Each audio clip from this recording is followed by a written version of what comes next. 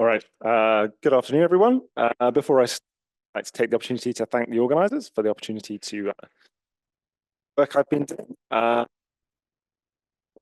very long project, which is pretty much done and will appear very soon. And this is based on some work I've been doing with Kevin Costello and a PhD student. I think he's finished now, but Qiyu Zhang. All right. So I want to start with a very quick overview of what I'm going to tell you about.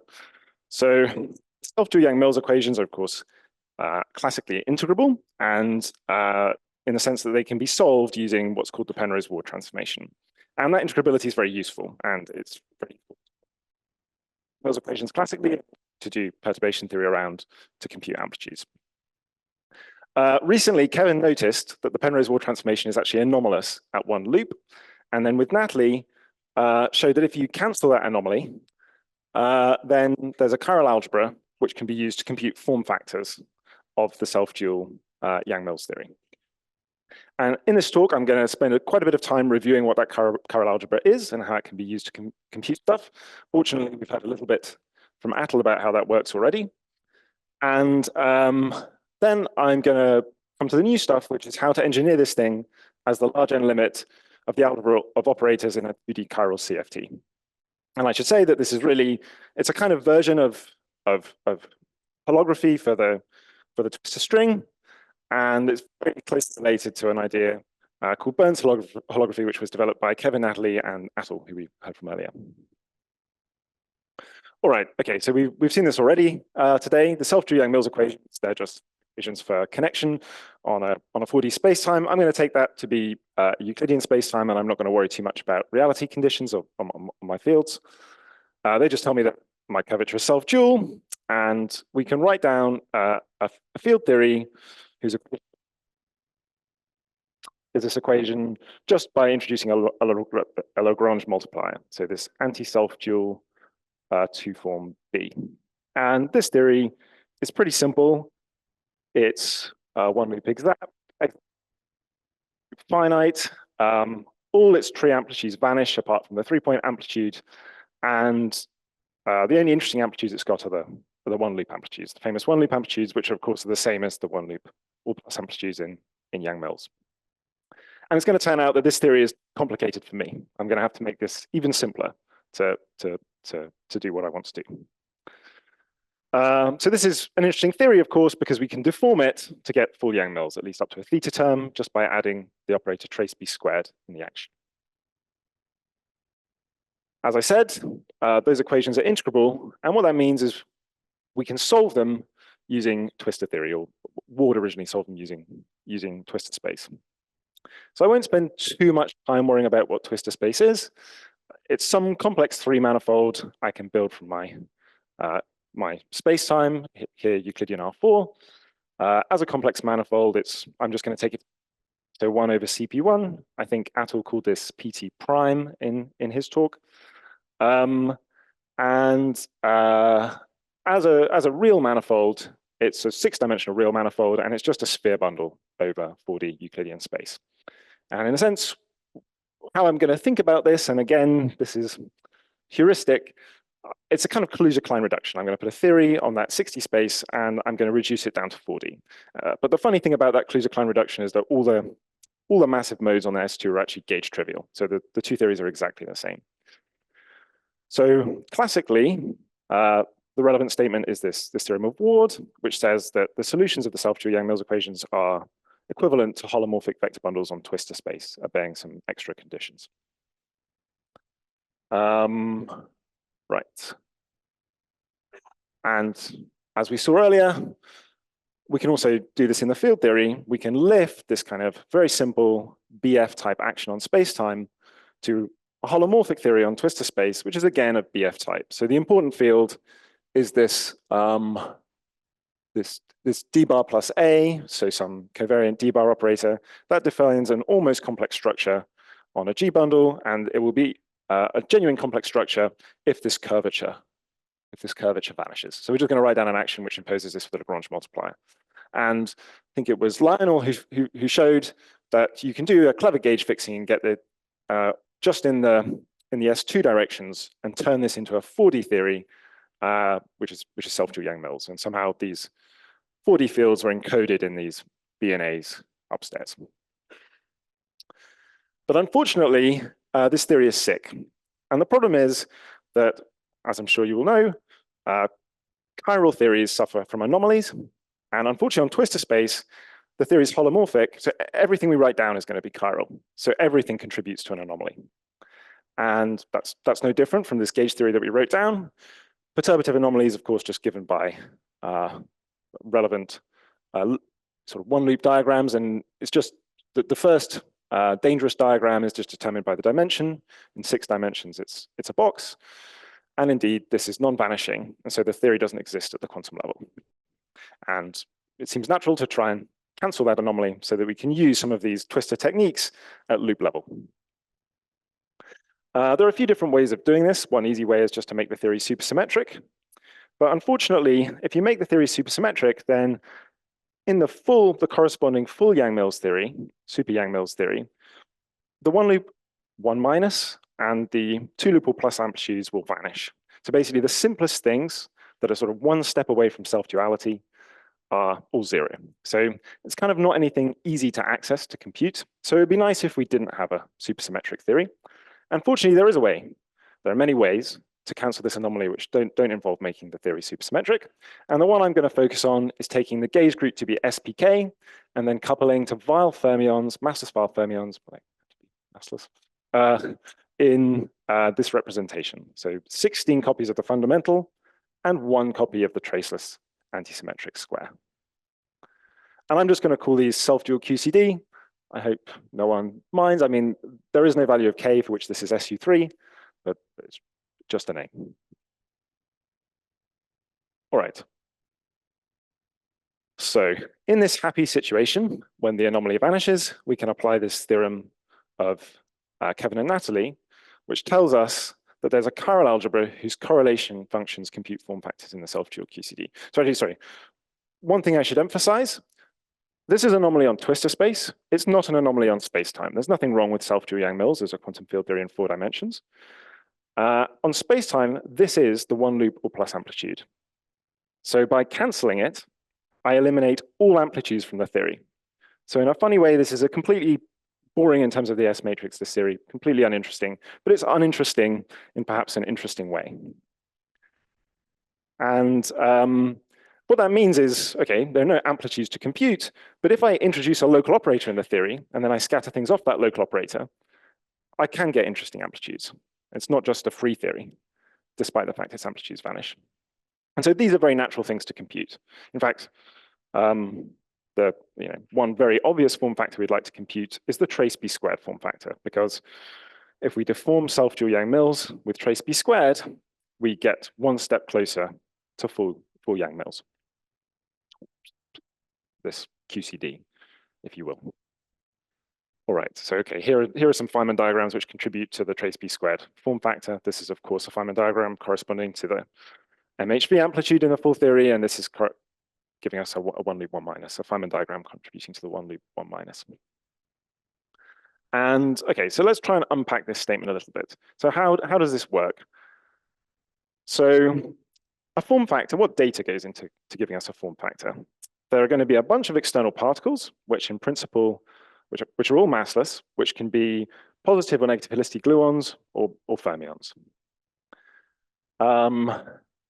So somehow, and also there's a local operator, right? Because a form factor is an amplitude in the presence of a local operator. So we've got those 2 bits of data, and how are they realized in a chiral algebra and correlation function?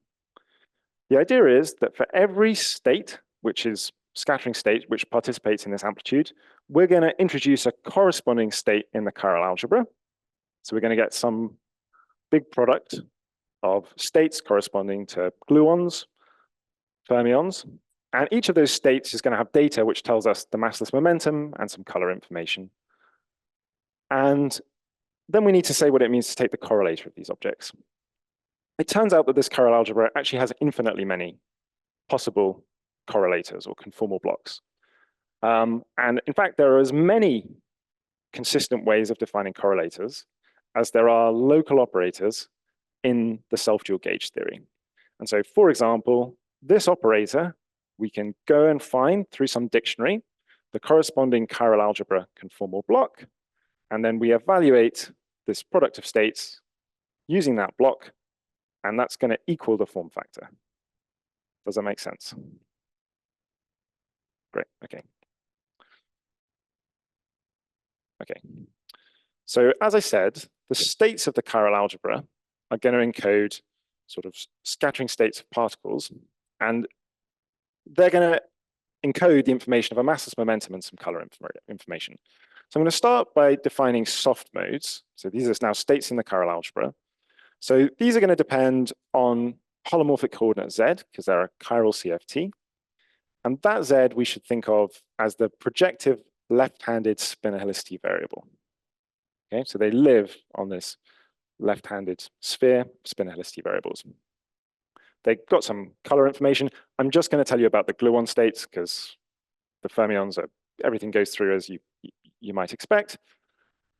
And then they've got these two mode labels, which are non-negative integers. And these are soft modes. So these come at some power of the energy, and we can reorganize these into generating functions, which are going to be hard states, so exponential scattering states. And to do that, we just sum up these soft modes with powers of a formal lambda twiddle 0 and a lambda twiddle 1. And no surprises, these are going to be the right-handed spinor helicity variables. And these are not projective. So these actually contain information about the energy. And so together, they determine a massless momentum. Does that make sense? So to compute my form factor, I'm going to introduce states like this for every particle participating in the process. All right. So now let's think about what the operator product should be. If I take two of these operators in my correlator to be close together, well, in a chiral algebra, I expect there to be a singularity, which is going to correspond to Z1 approaching Z2. But these are spinor helicity variables. So what that means is I'm taking those spinor helicity variables to become collinear. And I'm actually doing it in a holomorphic way. So I'm keeping the right-handed variables fixed, but I'm letting the left-handed variables become collinear. And of course, when I do that, any amplitude will in general have a singularity. And so holomorphic collinear singularities in form factors should correspond to the OPE of my chiral algebra. And at tree level, the form of the tree level splitting functions is very well known, and we can build that into the chiral algebra to give us these OPEs. And this algebra, so of course I should only use the self-dual splitting functions because I'm in the self-dual theory, and this goes by the name DS algebra. There's no J tilde OPE precisely because we're in, it's a trivial OPE because we're in the self-dual theory. Okay. At loop level, things get a little bit more involved. So in general, in a one loop form factor in the self-dual theory, we can get double poles. And the leading double poles, when two positive helicity gluons become collinear, come from the following factorizing diagram. And again, the singularity coming from this diagram is pretty well known. So there's a pole coming from the propagator blowing up, and there's a pole coming from the loop integration. And of course, either fermions or gluons can run through my loop. And this is a well-known form. Of course, there's some Dinkin index, which just counts degrees of freedom running through the loop. All right. The more complicated or the more subtle thing is the subleading simple pole. And people, of course, for a long time have been computing amplitudes by recursively looking at their collinear singularities. And if you do that at loop level, this is where the problems really begin. Because it turns out that these subleading singularities are not universal. And the claim is, essentially, the benefit of having this anomaly cancellation on twistor space is that now the collinear singularities are universal, and they take the following form. So it's coming from this non-factorizing diagram, and because it's non-factorizing, this is now a 2-to-2 OPE rather than a 2-to-1 OPE. There's this normal ordered product appearing on the right-hand side. It's just a simple pole because the pole is generated by the loop integration. And this might look pretty strange for a structure constant of a chiral algebra, But you have to remember that I just packaged my soft modes into hard modes using as a kind of generating function. And I could just expand that again and do the S and T integrals. And this would give me some very complicated structure constants. But hopefully, the form written here kind of makes some more qualitative sense. So you can kind of see what's going on. The lambda twiddle, the right-handed variable is kind of being, and the left-handed spinor helicity is being distributed among the two outgoing states. And then there's this sort of, and the total momentum is being conserved. And we can see that sort of somehow the majority of the momentum ends up going sort of in the same side as the incoming particle was. So somehow there's a qualitative way to look at this. Yep. This is true for any of them. Yeah. And this is a new formula, but it's implicit in the old ones. Nope. That's how I found it, but yeah, you could find it without it. Yeah, it's just true in general. Yeah. All right. So the APs I've given you thus far, they only involve the gluons. If you went and checked, does this define a consistent chiral algebra? The answer would be no. The APs aren't consistent. But of course, we have all these fermions. If I properly accounted for all the fermion states, all of their OPs, and the way that they could appear on the right-hand side, we'd find that this does define a consistent chiral algebra, which I'm going to call VSDQCD, and it's sometimes called a celestial chiral algebra. And as was mentioned in Atul's talk, the way to really access this in an unambiguous way is just do it on twistor space. So there's some procedure which goes by the name of Kozul duality, which allows you to crank a handle and it will tell you that on a surface, holomorphic surface defect on twistor space lives this chiral algebra. And the fact that this exists only when you cancel the anomaly is perhaps not very surprising because it's a holomorphic defect on twistor space, and if the twistor theory doesn't exist, it shouldn't have any defects. And this sort of makes us think that maybe we should think of this as a global anomaly in integrability. So by canceling this, we're making our self-dual gauge theory quantum integrable. And this is not just abstract messing around. You can use it to compute stuff. And so it's been used to compute the tree MHV, one loop mostly plus, and two loop all plus amplitudes in this particular theory, or very closely related theories, so with certain matter content. And that was done by Kevin and Natalie for the one loop, Kevin for the two loop all plus, and it was recently verified by Lance and his student Anthony, at least at some low number of points for the two loop all plus. Okay, so that was all background. Hopefully it was interesting background and maybe even useful. I'm now going to tell you, yeah?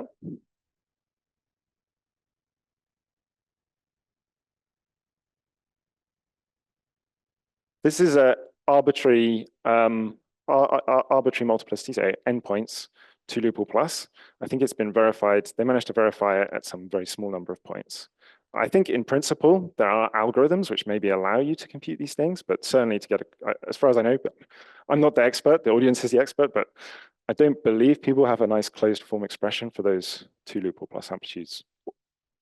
Although I should say, this is a very special theory, which maybe no one would have tried before, but I think it would be hard to do, even if one wanted to. Simpler, yeah, exactly. This is rational because the cuts vanish.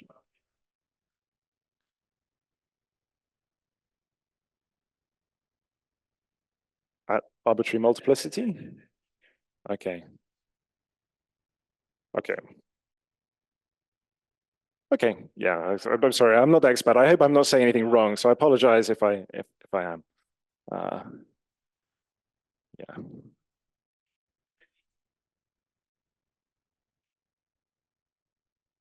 That was the impression I had, that there are no all multiplicity formulas, but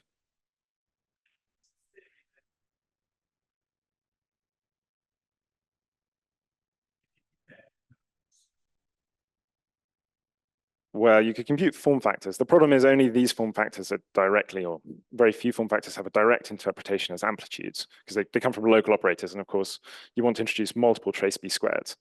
Now, it's certainly hopeful that you could constrain those. Yeah. Yeah. There's also curved backgrounds. Let's come to that. Let's come to that. All right, this is the new stuff, okay? So I'm going to show you how to, so this is just an abstract chiral algebra. it's just some OPEs and some states. I'm going to show you how to engineer this explicitly as the large N limit of a 2D defect CFT from string theory. And the way to do that is to first see, okay, we've got some holomorphic theory on twistor space.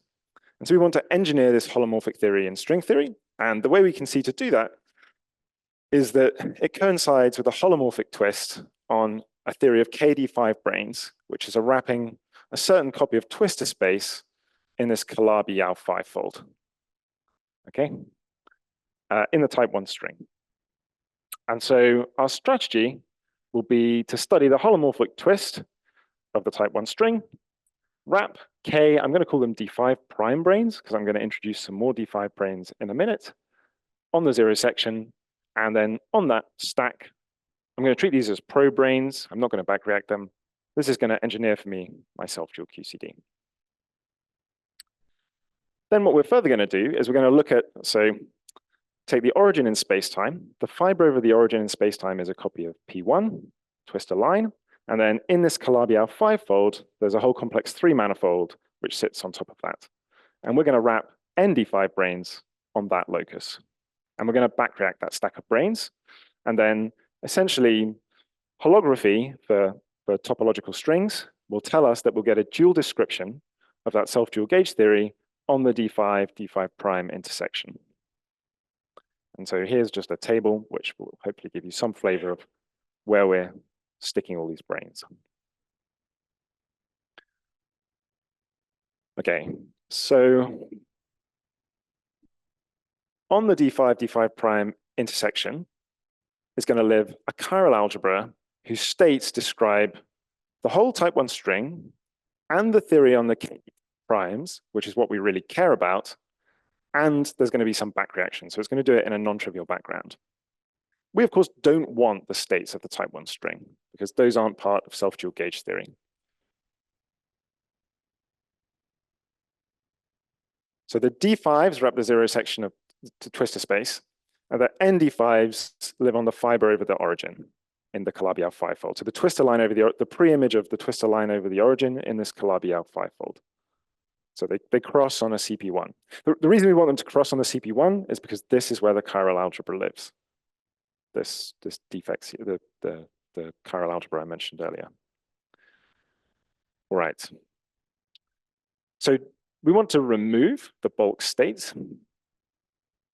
And fortunately, that's something we can do because the bulk states are local operators in a holomorphic theory in three complex dimensions, okay? And local operators, when I bring them together, their singularities have to be local, but the theory is holomorphic, so they also have to be holomorphic functions. But of course, there are no meromorphic functions, but there are no such functions. So this is a commutative chiral algebra. And because it's commutative chiral algebra, it forms an ideal in this larger thing living on the intersection, and we can quotient by it. Well, quotient by everything but the trivial state. And our conjecture, for which we now have considerable evidence, is that in the large N limit, this chiral algebra, modified by the back reaction, I should have put that there, is given by this quotient. So you can think of this as kind of sometimes people like to think of this as a toy model of celestial holography. I put that in inverted commas because usually one doesn't think of the celestial sphere as a three-dimensional complex threefold, which fibers over P1. So I'm not sure how celestial it really is, but it's a kind of flat holography at least. So let's make this all a little bit more explicit. So states in the D5 brane world volume, which describe the bulk of the type 1 string, they're built from ghosts for the SPN gauge theory, scalars, which are describing D5 strings. There are some other scalars describing D5 D9s because there's, of course, some space-filling branes in the type 1 string. And then on the defect intersection, there are some bifundamental fermions, and these are the things that see the D5 prime. So they just go from the 2 different stacks of D5s. And so the simplest states we could write down, which are in the defect algebra, but which are not in the bulk, so not in Bn, they have to involve these psi's, they have to be gauge invariant, and what we do is we just stick 2 psi's together and bung a bunch of phi's in between them. And it turns out it's also possible to put a certain number of derivatives of ghosts. In fact, you can only do this twice, it turns out. And so these are going to end up being our positive holistic gluon and our negative holistic gluon. And there are similar states which give you all the fermions. So it's nice to think about these with a picture. So our positive holistic gluons, psi's at both ends, phi's in the middle.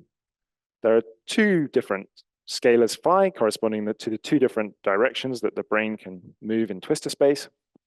So I can pair those with a right-handed spinor helicity variable. So this gives us something that depends on the right data, and the negative helicity one we can similarly think of this way. Okay, we're good. Right, so the first thing I want to do is show how the OPEs in this dual description reproduce those OPEs that I mentioned earlier on, the collinear splitting amplitudes in the self-dual gauge theory. So the simplest ones are the tree-level OPEs, and these bifundamental fermions, which live on the intersection, these have just got standard OPEs. They're just a simple pole, as in the as we bring Z1 to Z2. And diagrammatically, if I take two J's, two of these states, the way I can contract just psi's is I can do it, just glue either end together. I could do it, there are obviously 4 different ways of doing this, but they're all essentially the same. And this gives me the following OPE. And these are precisely the structure constants of SPK. Simple pole, this is exactly the tree splitting function of two positive holistic gluons. And it's clear that you'll get the same for the plus minus to minus. To get anything more interesting, we're going to need to know the OPE of phi fields, these bulk phi's. And so these are living on the D5 brain world volume, but we've restricted them to the defect locus. And they can talk to one another through the bulk. And it turns out, just basically the combinatorics of these of diagrams in these holomorphic theories, which are very simple, the only possible diagrams which could contribute couple to two ghosts for the SPN gauge theory in the bulk. So there's essentially just one diagram that's possible, but of course there's a color structure. So I'm going to represent their propagators with double lines, and because it's an SPN gauge theory, we have to consider the possibility that the propagator is twisted, so planar and a non-planar bit. And also I should include the possibility that the ghosts couple to the left-hand side or the right-hand side. So there are actually 4 different possibilities here where the ghosts could appear on the other side, or one on one and one on the other, and the same in this one. So there are 8 possible diagrams I could draw, and that's encoded in this formula. The picture is more convenient, and we won't need any other OPEs. So the simplest contraction we could do, which knew about these scalars, is one where we couple 2 fermions, but we also couple 2 phi's. And if we do that with a planar propagator, we'll get a closed loop. And if there's any operator appears in that loop, it's going to give us a bulk state. So if there was any phi in this loop, or if any ghost went into this loop, that would give us a non-trivial bulk operator, which I'm setting to 0. So the only possibility is to create an empty face. It's just going to give me a trace of the SPK. That gives me an N. And it's pretty easy to see where the rest of this comes from. I've done 2 contractions. That's a double pole. I've contracted 1 pair of phi's. That's a single square bracket. And then the integral here just comes from counting, doing the combinatorics. And this is not an OPE I told you before. It doesn't conserve momentum, as you can see on the right-hand side. Because S and T are not restricted to sum to 1. And, S is not 1 and T is not 1. S and T take values in the range 0 to 1. And one can show that this is really coming from the brain back reaction. So this stack of D5s, it sources some bulk field in a type 1 string. You can restrict that to the twistor space, and then Penrose transform to space-time. And what you'll find is it corresponds to a background axion coupling, which takes the following form. This is not ideal. Usually in Yang-Mills, we don't consider couplings of this type, but it's easy to exclude them if you don't want these contributions. Well, I think it should be interpreted as a closed string field, yes. Yeah, there are open string fields in the bulk as well, but I think this one really is a closed string.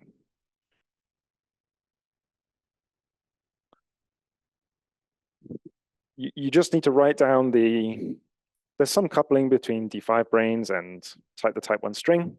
I just one writes down the coupling, imagines, oh, sorry, this is I'm getting ahead of myself. Yeah, you just look at the delta function dual to this locus and then see the only thing it can reasonably source. All right. There's also a non-planar contraction of two phi's. And in this case, if we chase through the double line, we can see that there's no box state being created here. This is just an open state. It's got two ghosts attached, so this is a negative velocity gluon.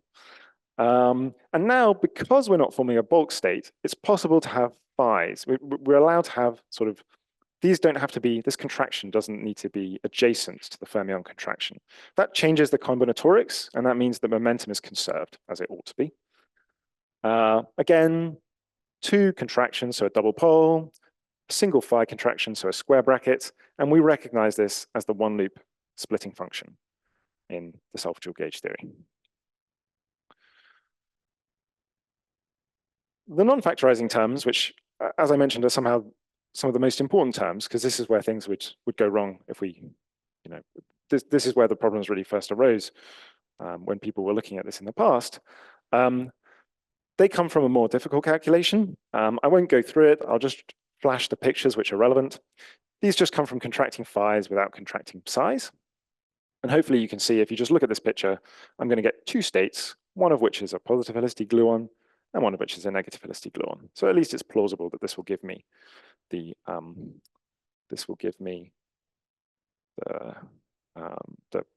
the 2 to 2 OPE that I wrote down earlier. And there are similar things which give you fermions. Unfortunately, that's actually a bit too slick.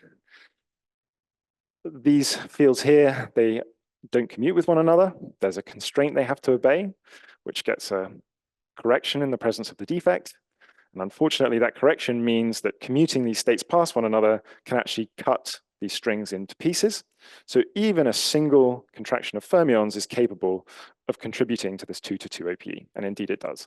But with a bit of effort, one can verify that that is really what happens, and you get exactly the OPE that I wrote down earlier, specialized to the relevant case. All right. So hopefully that demonstrates that the chiral algebra reproduces the OPEs at least up to one loop. I should say that the chiral algebra will get arbitrary loop corrections. It's not just, it's not one loop exact, but some of those all loop corrections are known, and people are working on them, but we've only checked the one loop ones at this stage. And I want to change direction and think a little bit more about these bulk states.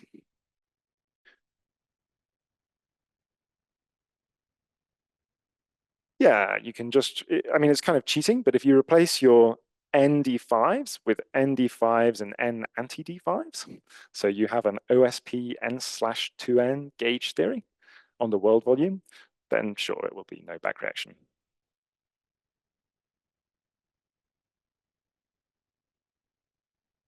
Yeah, exactly. But you can cheat by basically setting the trace to 0 exactly. But also in practical terms, when you're doing these computations with string diagrams, whenever you form a closed face, you're going to get a factor of n. So you just know that when you're doing these computations, never make a closed face, basically. Yeah, that's the default, and you can optionally switch it on or off.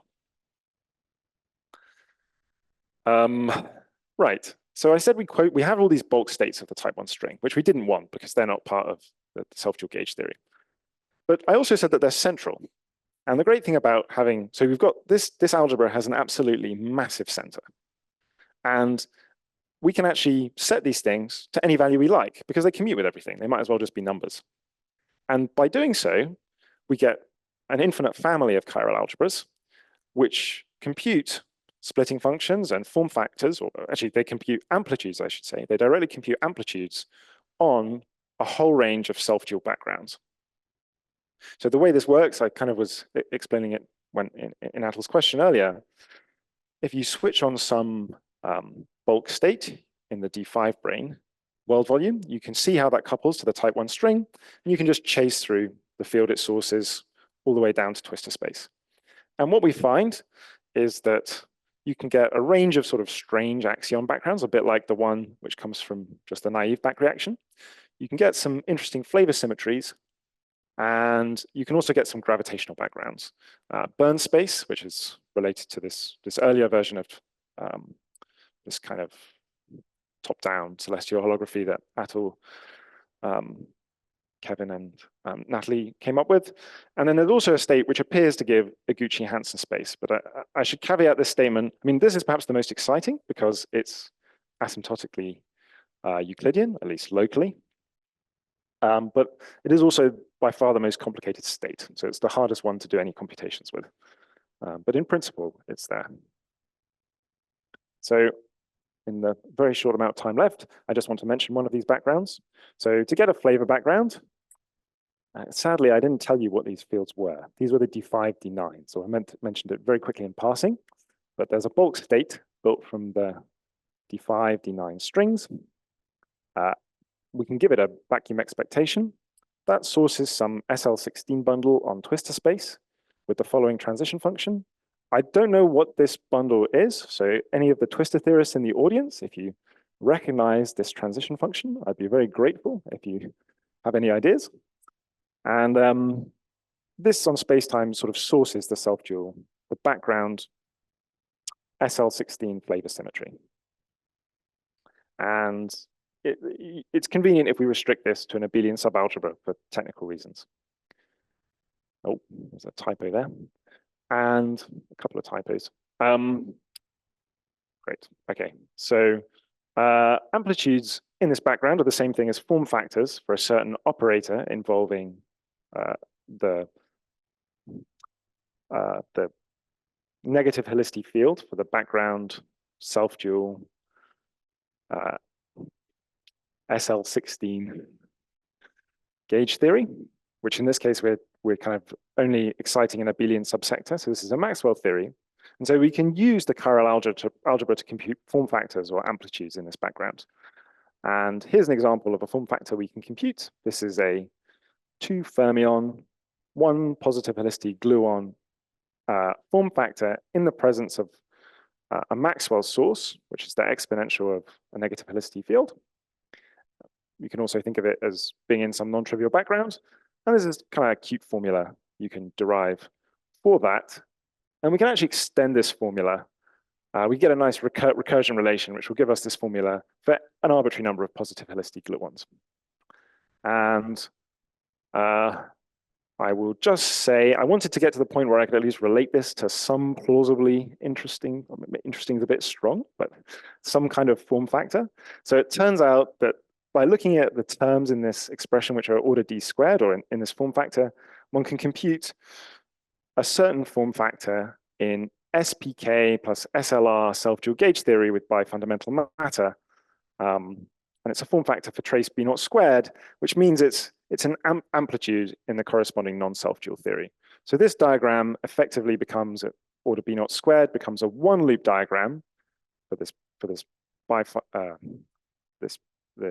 theory with non-simple gauge group, and there's a similar two-loop computation you can do.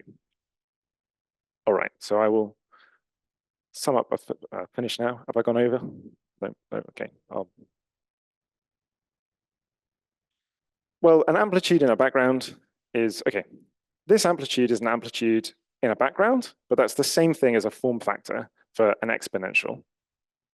And then by extracting a particular power in the background, you can recover a form factor in flat space. A few different form factors.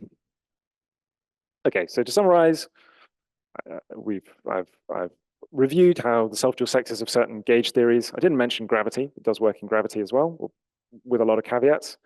Admit chiral algebras whose correlators give form factors. By exploiting twisted string theory, we can engineer this thing explicitly as the large n limit of a chiral algebra. And by giving vevs to bulk states, we can extend this duality to basically a wide range of self-dual backgrounds, and that can be exploited to compute form factors in flat space. There are many others one could in principle compute. I've just given you one of the simplest ones we could access. And this is an example of this idea that maybe toy models of celestial holography can be obtained through this kind of twistor theory and twisted holography picture. And there are some obvious questions like, can we go beyond the self-dual sector? Certainly we can try to develop the perturbative expansion around the self-dual sector. I don't know if the duality itself really extends non-perturbatively beyond the self-dual sector, but that would of course be very exciting if that was true in any way. But even perturbatively, I think it would be very interesting. It would be really great to have a similar duality for self-dual gravity. And finally, there are many other possible ways we can modify this. Here are a few examples, but yeah, thank you very much for listening.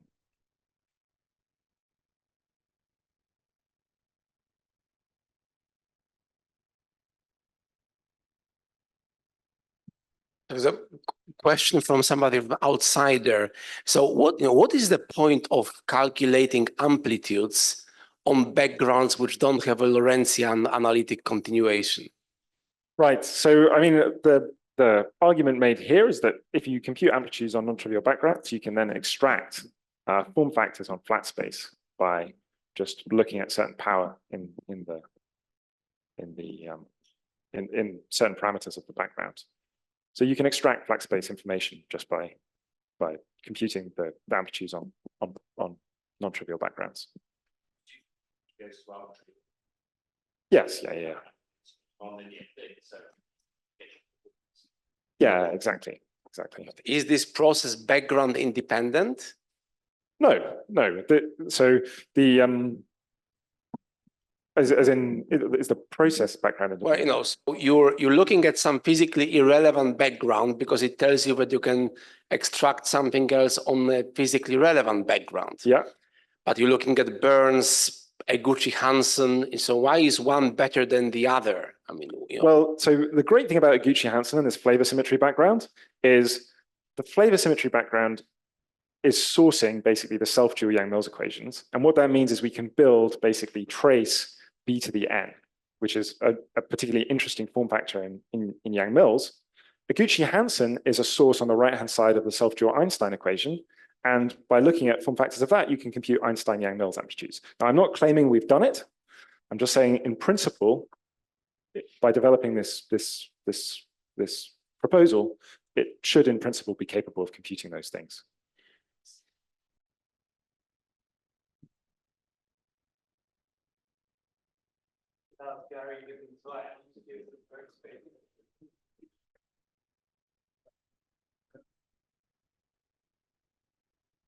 Well, let me abuse my power. Do you know what the closed string sector corresponds to in this story?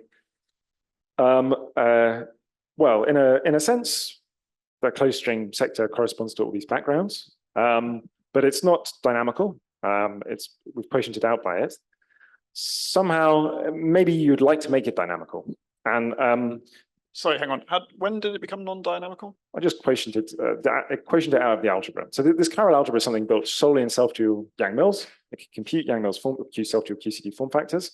And then we just got that exact algebra holographically. So it just computes the self-dual thing. It doesn't see the closed strings. However, one could imagine taking this picture, compactifying these extra directions of the Calabi-Yau, and then doing a reduction just onto twistor space.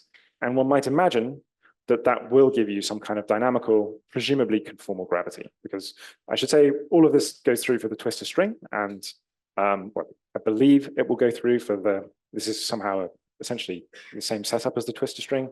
So in that case, one would expect the closed strings to be n equals 4 superconformal gravity. So we'd expect some kind of non-supersymmetric conformal gravity, I guess, if one could do it. Any more questions? Okay, let's thank Roland again.